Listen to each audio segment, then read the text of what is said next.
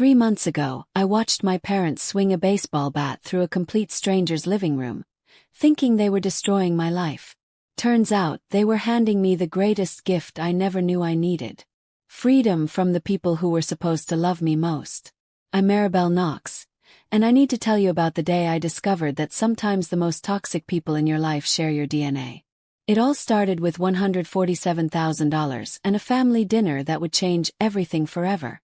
But to understand why that money almost destroyed my life, I need to take you back 5 years to when I still believed that blood meant loyalty and love was supposed to be unconditional. I was 28 then, living in a studio apartment that was basically a glorified closet in Redwood Falls, Minnesota. Every single day for 4 years, I'd wake up in that cramped space and remind myself why I was doing this. Why I was eating canned beans for dinner. Why I was taking the bus instead of owning a car. Why I was buying clothes from thrift stores and celebrating birthdays with gas station cupcakes. $147,000. That's what freedom looked like to me. Enough money to buy a house. To finally have a space that was truly mine. Every dollar represented a choice, a sacrifice, a dream deferred but not abandoned. Late nights debugging code until my eyes burned. Weekend freelance projects while my friends were out living their lives. It was all worth it because I had found her, the perfect 3-bedroom craftsman with hardwood floors and a kitchen that caught the morning light like liquid gold. Every Saturday, I'd drive to my parents' house in Hollis Ridge, Iowa for our weekly family tradition. Mom would make her famous meatloaf. Dad would complain about his back while secretly loving having both his daughters around the table. And Celeste, my older sister by 3 years, would show up with Brandon, her husband, who always seemed to be chasing the next get-rich scheme that would make him wealthy without actually working. That particular Saturday in October felt different from the moment I walked in. There was this electricity in the air, this sense that something big was about to happen.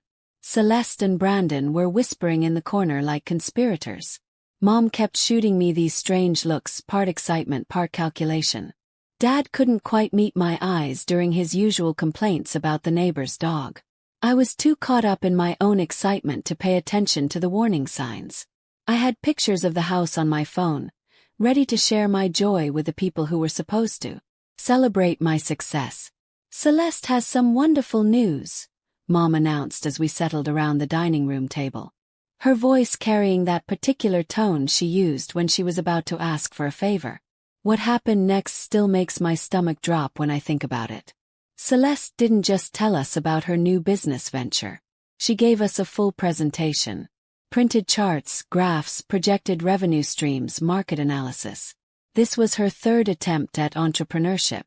And apparently she'd learned nothing from the first 2 spectacular failures that had forced my parents to remortgage their house to pay off her debts. I've learned from my mistakes, she said.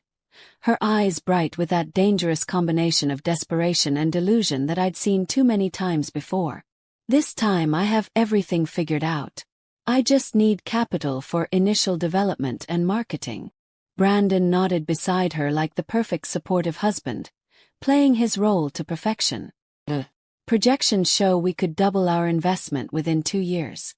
That's when they all turned to look at me. Not casual glances. Deliberate expectant stares that made something cold settle in my chest. Why are you all looking at me like that? I asked, though part of me already knew the answer. Celeste's voice took on that sweet, manipulative tone she'd been perfecting since we were kids. Well, I know you're saving for a house, and Mom mentioned. You have about $147,000 saved up. The room went silent except for the sound of my heartbeat pounding in my ears. They had discussed my finances. They had calculated exactly how much I was worth to them. I wasn't their daughter, their sister. I was a walking ATM with a convenient family connection. I'm not investing my house money in your business, Celeste. The words came out sharper than I intended, but honestly, I was shocked by the audacity. This wasn't a small favor between siblings. This was my entire future. They were asking me to gamble on Celeste's track record of spectacular business failures. Celeste's face crumpled like I'd physically struck her. But if you help me now, in 2 years, I'll give you back $294,000. You could buy an even better house then. Actually laughed. I couldn't help it. The absurdity of it all. The woman who'd failed at business twice, asking me to trust her with my life savings based on nothing but optimism and pie-in-the-sky projections. Celeste, you've already failed at business twice. Maybe it's time to stop with these schemes and get a regular job like the rest of us. That's when everything exploded. Celeste burst into tears and ran from the room like we were still teenagers having a dramatic fight. Brandon called me heartless and followed her. And my parents, the people who had raised me, who had supposedly loved me unconditionally for 28 years, immediately turned on me like I was the villain in the story. How could you be so cruel to your sister? Mom's voice was ice cold, cutting through me like a blade. Celeste is more talented than you'll ever be. You're just jealous of her success. Success? I wanted to scream. What success? The 2 bankruptcies, the creditors calling their house at all hours, the stress that had given Dad panic attacks and sent him to the emergency room. But Dad delivered the killing blow. You give Celeste that money or you're no longer part of this family. I stared at these people, these strangers wearing my parents' faces, and realized that to them I had never been a daughter. It was a bank account with a heartbeat, a resource to be tapped when needed. I'm not giving her my money, I said quietly. Then get out of our house and don't come back. So I did. I walked out of that house, drove home to my cramped apartment, and changed my phone number the next day. If they wanted to cut me out of the family over money, I'd make it official. 1 year later I bought that house. The same beautiful craftsman with hardwood floors and morning sunlight streaming through the kitchen windows in Cedar Glen, Oregon. I set up my home office in the spare bedroom and discovered what peace actually felt like. No more Saturday dinners walking on eggshells. No more listening to Celeste's latest delusional business plans. No more being treated like a human ATM by the people who were supposed to love me. Through mutual friends, I heard that Celeste's business was actually successful this time. She bought a big house, was traveling constantly with Brandon, posting pictures of their lavish lifestyle all over social media. I was genuinely happy for her, but I felt zero regret about protecting my financial future. For 5 years I lived without them. 5 peaceful, drama-free years where I advanced in my career, learned to enjoy my own company, and slowly built a life that felt authentically mine. I even met someone, Elliot Vaughn, this incredible man I connected with through a professional networking group. He lived in another state, but we made the long-distance relationship work because he was everything my family had never been. Kind, stable, supportive, someone who valued me for who I was, not what I could provide. Elliot would visit me, I'd visit him, and we started talking seriously about a future together. I was actually considering selling my house to move to his state and start fresh somewhere new with someone who genuinely cared about my happiness. Then on a Tuesday morning that started like any other, I got an email that changed everything. Came to my old email address, the one I barely checked anymore. The sender's name made my stomach drop. Mom Maribel, we need to see you urgently. This is a matter of life and death. Please come home. Despite everything, these people had raised me. If someone was dying, if Dad was having a heart attack or Mom had cancer, I needed to know. So, I wrote back short and direct, I'll come by this Saturday. Saturday morning, I sat in my car outside their house for 10 minutes, trying to gather courage. The neighborhood looked smaller than I remembered, shabbier somehow. But what really caught my attention were the 2 cars in the driveway. Celeste's brand new Lamborghini and Brandon's pristine BMW, both expensive as hell. So, this wasn't just about my parents. This was a family intervention. Mom opened the door, looking older, more tired, with new lines around her eyes that hadn't been there 5 years ago. Maribel, she said, her voice shaky with emotion. Thank you for coming. The whole family was assembled in the living room like some twisted reunion special. Dad in his usual chair looking grim, Celeste on the couch next to Brandon, her eyes red from crying. They all looked genuinely happy to see me, but also terrified. What's going on? I asked, staying standing because I didn't want to get comfortable. Your email said this was life and death. Mom immediately started tearing up. It's about Celeste. She's in serious trouble. Her business went under 3 months ago. The bank took her house. She owes money to some very dangerous people. I felt that familiar mixture of vindication and genuine sadness. Vindication because I'd been right about her business prospects all along. Sadness because losing your home genuinely sucks, even when it's the predictable result of your own terrible decisions. "I'm sorry to hear that," I said carefully. "But what does this have to do with me?" Celeste finally spoke up, her voice barely a whisper. $186,000. "Who do you owe $186,000 to?" Brandon answered. "Private investors. They're not the kind of people who accept 'I'll pay you later' as an answer." Celeste started crying again. "They've been calling, making threats. They know where we're staying now. They know our routines. We're scared." Maribel really scared. I felt bad for them. I really did. But I still didn't understand why I was sitting in this living room. "That's terrible. But I still don't see what you want from me." Mom dropped the bomb. "We know you bought a house. Nice one.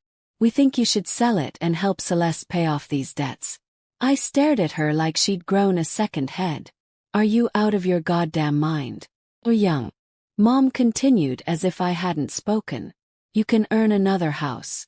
Celeste and Brandon could be seriously hurt if they don't pay this money back." I looked around the room at all of them.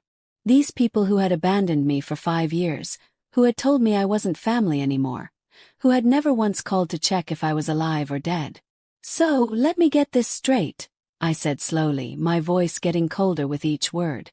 "You kicked me out of the family 5 years ago because I wouldn't give Celeste money for her business. Now that business has failed spectacularly.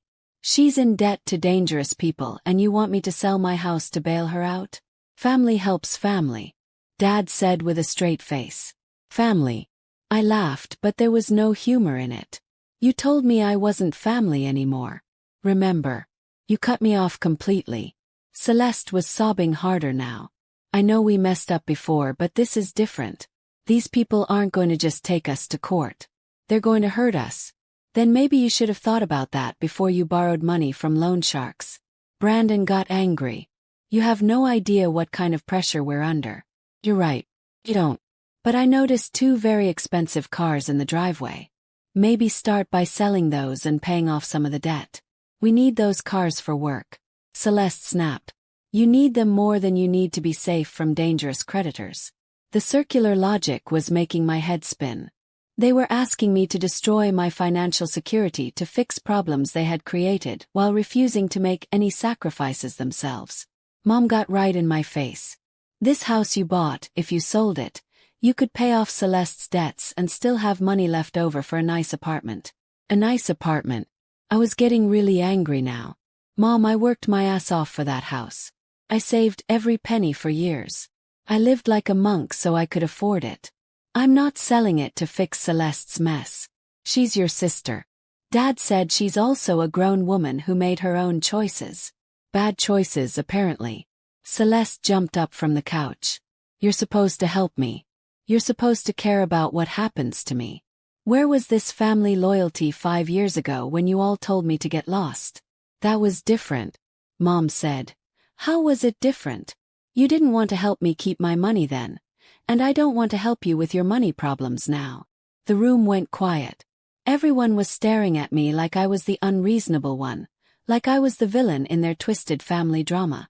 "I'm not doing this," I said finally. "Celeste got herself into this mess and she can get herself out. If you want to help her so badly, sell your house and give her the money." Mom gasped like I'd slapped her. "This is the only house we have. We're old, Maribel. We can't just start over like you can." "Then I guess you understand exactly how I feel about my house." I started walking toward the door. Celeste called after me. "You're making a huge mistake. These people don't mess around." I turned back to look at her. "Neither do I." I left them all sitting there and drove home feeling lighter than I had in years. As soon as I got back to my house, I blocked Mom's email address. I was done with their drama forever. For about a week, things were peaceful. Elliot called every day, supportive and understanding as always. "You did the right thing," He kept saying they can't just show up after 5 years and demand you fix their problems. I was actually feeling pretty good about my decision. Sure, I felt bad that Celeste was in trouble, but that wasn't my fault or my responsibility. I had my own life to worry about. Then Tuesday morning happened, and everything changed in ways I never could have predicted. I was in my kitchen making coffee, looking forward to a productive workday when I heard a car door slam outside. I looked out the window and nearly dropped my mug. Mom and Dad were walking up my driveway like they owned the place. "What are you doing here?" I asked when I opened the door. "How did you even get my address?" Mom looked proud of herself. "Celeste hired a private investigator." "A private investigator? Are you serious right now?" Dad was looking around at my house with calculating eyes, and I could practically see the dollar signs spinning in his head. "This is a nice place," he said. "Get off my property." But Mom pushed past me and walked right into my house like she had every right to be there. Dad followed her. I was so shocked by their audacity that I just stood there for a second. "Don't make yourselves comfortable," I said. "You're not staying."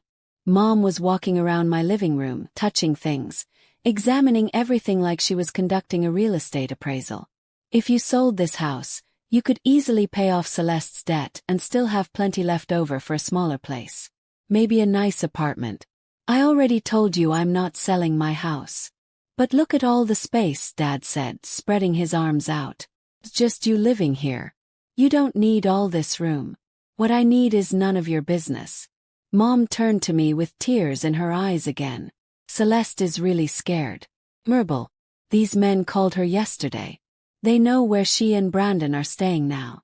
They said if they don't get their money by the end of the month, something bad is going to happen. Then maybe Celeste should go to the police." "The police can't help with this," Dad said. "These aren't the kind of people who care about restraining orders." I was getting more frustrated by the second. "That's still not my problem. You both need to leave now." "We're not leaving until you agree to help your sister," Mom said, crossing her arms like a stubborn child. "Then I'm calling the police." I pulled out my phone and started dialing. Dad grabbed my arm. "Don't be ridiculous. Let go of me." I shook him off. "I'm calling them right now if you don't get out of my house." They could tell I was serious. Mom started crying harder. "Fine, but this isn't over, Maribel.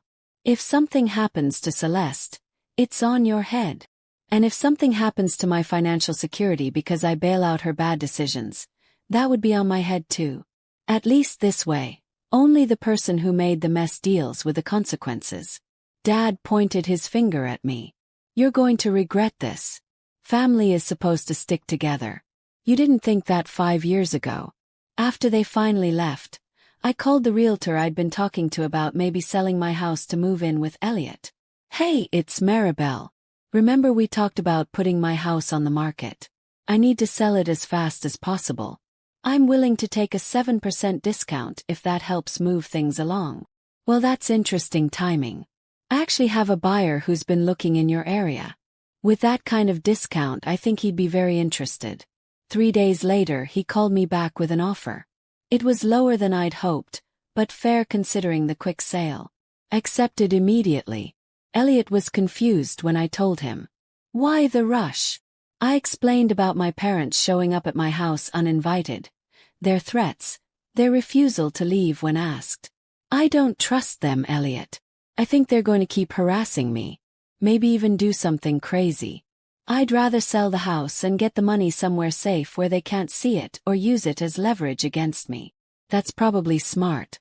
And hey, this means you can come stay with me sooner than we planned." That made me smile for the first time in days. "Are you okay with me staying at your place while I look for a new house in your area?" "Are you kidding? I've been hoping you'd move here. This just speeds up our timeline." The closing happened fast. Within a week, all the paperwork was done and the house was officially sold. Elliot drove out to help me pack everything up and move it to his place in Aspen Ridge, Colorado. It felt good to have him there, to not be dealing with the stress alone. As we were loading the last of my boxes into the moving truck, I looked back at the house one more time. I'd been genuinely happy there.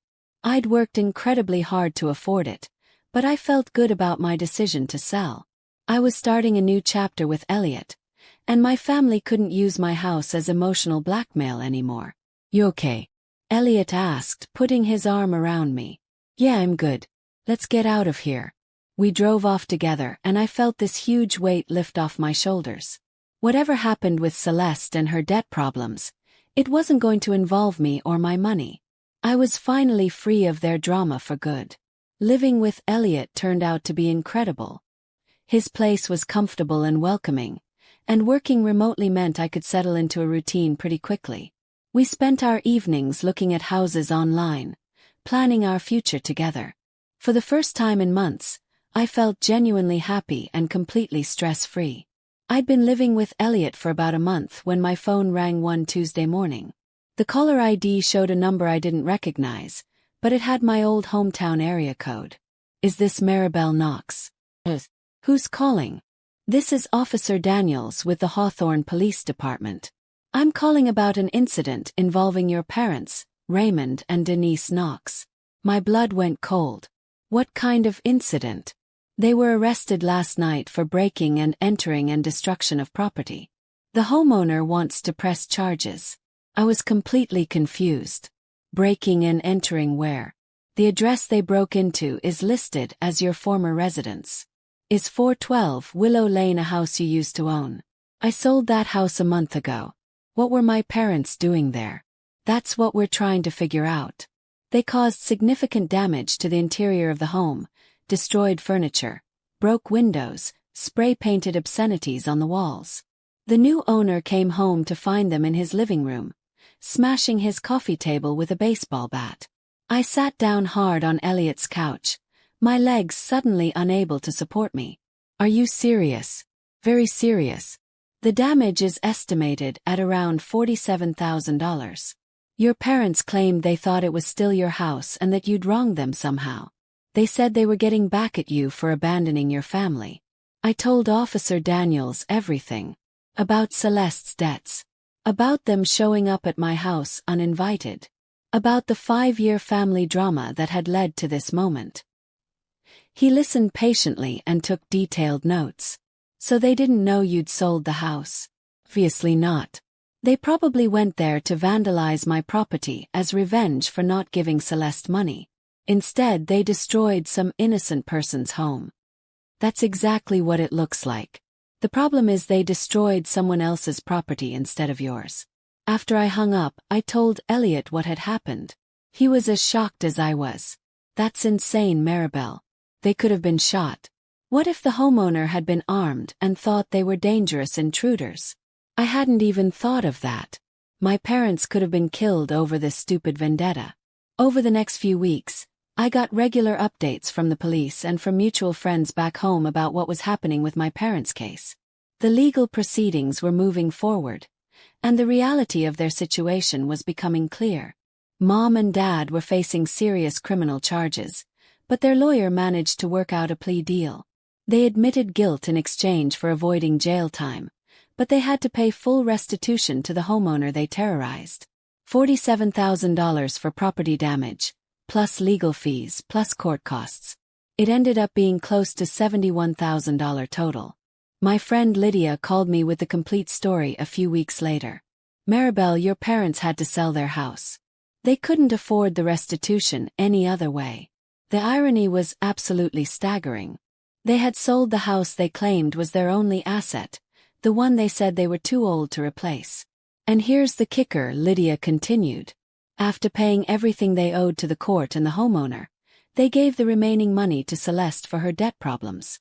So they had ended up doing exactly what they demanded I do, but with their own house instead of mine." "That's not even the best part," Lydia said. "Celeste's creditor problems. Turns out they weren't as scary as she made them sound. The dangerous people were just a legitimate investment firm that was threatening to sue her. No broken kneecaps, no mysterious accidents, just regular legal action. So Celeste had lied about being in physical danger. She had manipulated everyone, including our parents, into thinking her life was at risk when really she was just facing a completely normal lawsuit." "Where are Mom and Dad living now?" "Yes. They're renting a small apartment with Celeste and Brandon. All 4 of them crammed into a 2-bedroom place. From what I hear, it's not going well. Lots of fighting, lots of tension. A few months passed and I heard through the grapevine that my family was trying to contact me through mutual friends. They wanted to apologize, to explain themselves, to somehow rebuild our relationship. Every time someone brought it up, I said no. Lydia called me one more time about it. Your mom asked me to tell you she's sorry. She said they realized they handled everything wrong, that they made terrible mistakes. It's too late for sorry. I told her they spent 5 years not caring whether I was alive or dead. Then they demanded I bankrupt myself for Celeste's mistakes. Then they committed actual crimes because I wouldn't do what they wanted. Done. But they're your family, Maribel. No, they're not. Family doesn't abandon you for 5 years and then show up demanding money. Family doesn't hire private investigators to stalk you. Family doesn't break into houses with baseball bats because they don't get their way. Elliot had been listening to my side of the conversation. When I hung up, he took my hand and squeezed it gently. You okay? I'm perfect, actually. And I was. We'd found a house we both loved and were preparing to make an offer. I was doing incredibly well at work and had even gotten a significant promotion. Most importantly, I didn't have to deal with their endless drama anymore. He smiled at me with that look that still made my heart skip. Speaking of the house we love, I was thinking about making an offer that's bigger than just on the house. He got down on one knee right there in his living room and pulled out a ring box that took my breath away. Maribel, will you marry me? We can buy that house together and start our real life, the one we've been dreaming about. I started crying happy tears for the first time in what felt like forever. Absolutely. We got engaged that day and put an offer on the house that weekend. Our offer was accepted immediately, and we're planning to get married next year in the backyard of our new home. Sometimes I think about my family and wonder if I made the right choice, cutting them off completely. Those moments of doubt usually last about 30 seconds, and then I remember how peaceful my life has been without their constant manipulation and emotional terrorism. Celeste created her own problems through a series of terrible business decisions and an inability to learn from her mistakes. Mom and Dad chose to enable her destructive behavior instead of letting her face the natural consequences of her actions. They all chose to harass and threaten me instead of dealing with their own issues like adults. And when I refused to be manipulated, they chose to commit actual crimes.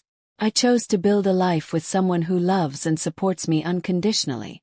I chose to protect my financial security and my mental health. I chose to surround myself with people who don't try to manipulate me or treat me like a walking ATM. I think I chose much, much better. Elliot and I are deep into planning our wedding, talking about maybe having kids someday, dreaming about the garden we want to plant next spring. My career is thriving in ways I never imagined, and I wake up every single day feeling genuinely happy and at peace. Really, truly content with the life I've built. And none of that would have been possible if I'd let my family drag me back into their mess. If I'd sacrificed my future for their dysfunction.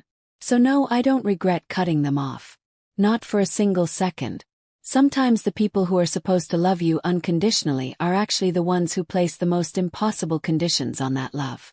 And sometimes walking away from toxic family members is the most loving thing you can do for yourself and for your future.